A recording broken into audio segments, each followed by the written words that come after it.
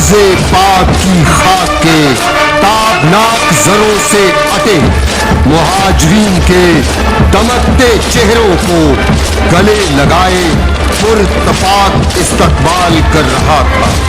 अहले वतन पलकों पर तशक्कुर का चरागा किए पाक मट्टी के मुसल्ले पर सजदाए रेज़ हो गए। शानदार तारीख, जानदार तहरीक और अजीम नजरिए के हामिल परचमो जमीन पाकिस्तान। औज़ु बिल्लाहि मिनश्शैतानिर्रजीम, बिस्मिल्लाहिर्रहमानिर्रहीम। करोड़ों दरूद और सलाम आप सल्लल्लाहु अलैहि वआलिहि वसल्लम और आप सल्लल्लाहु अलैहि वआलिहि वसल्लम की आल पर। अस्सलामु अलैकुम वरहमतुल्लाहि वबरकातुहू। मैं हूं मकबूल अहमद, मकबूल नज़र चैनल के साथ। नाजरीन, बरसगीर में जब पहला फ़र्द मुसलमान हुआ तो दरअसल वो एक कौम से निकलकर दूसरी कौम का फ़र्द बन गया और इसी दिन हिंदुस्तान में दो कौमें बन गई थीं, एक हिंदू और दूसरी मुसलमान। हिंदू और मुसलमान की अलहदा कौमियत का यही तसव्वुर मुतालबा पाकिस्तान क़याम पाकिस्तान का मुतहर्रिक था और यही तसव्वुर 23 मार्च 1940 को लाहौर में मुस्लिम लीग के सालाना इजलास के मौका पर एक करारदाद की सूरत में पेश किया गया, जिसको करारदाद लाहौर या करारदाद पाकिस्तान भी कहा जाता है। 23 मार्च के तारीखी इजलास में शेर बंगाल मौलवी A.K. अब्दुल हक ने करारदाद लाहौर पेश की, जिसकी चौधरी खलीकुज़्ज़मान, मौलाना ज़फ़र अली ख़ान, सर अब्दुल्ला हारून, सरदार औरंगज़ेब, नवाब इस्माइल, काजी मोहम्मद ईसा और बेगम मोहम्मद अली जौहर ने तायीद की। करारदाद लाहौर 400 लफ्ज़ और 4 मुख्तसर पैराग्राफ पर मुश्तमिल थी। करारदाद लाहौर में कहा गया कि ऑल इंडिया मुस्लिम लीग के इजलास की ये मुसलमा राय है कि कोई भी आइनी मंसूबा इस मुल्क में काबिल अमल और मुसलमानों के लिए काबिल कबूल नहीं होगा तावक्त ये कि वो मंदरजा झैल असूल पर वज़ा ना किया गया हो, यानी जोग्राफियाई तौर पर मुतसिला इलाकों की हदबंदी ऐसे खित्तों में की जाए जिन इलाकों में मुसलमानों की अक्सरियत है, मसलन हिंदुस्तान के शिमाल मगरबी और मशरकी। इनकी तश्कील ऐसी आज़ाद रियासतों की सूरत में की जाए जिसकी मशमूला वहादतें खुद मुख्तार और मुक़्तदर हों।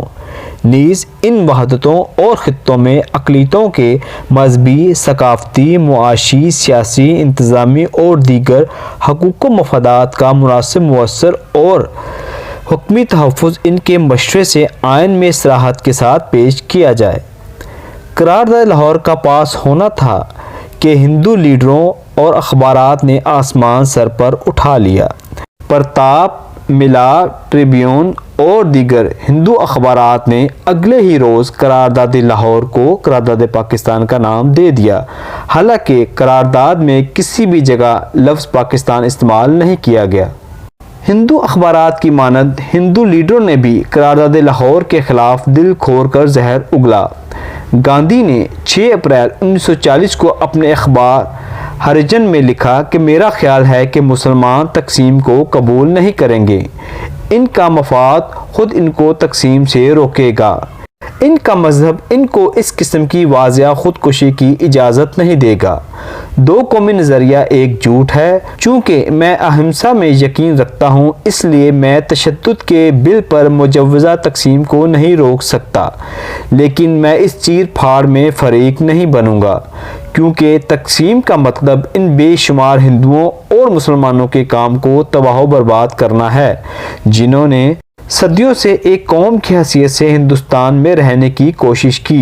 तकसीम एक झूठ है। मेरी रूह इस नुक्ता नज़र के ख़िलाफ़ बगावत करती है कि हिंदूमत और इस्लाम दो मुख्तलिफ अक़ीदों और मुतज़ाद तहज़ीबों का नाम है।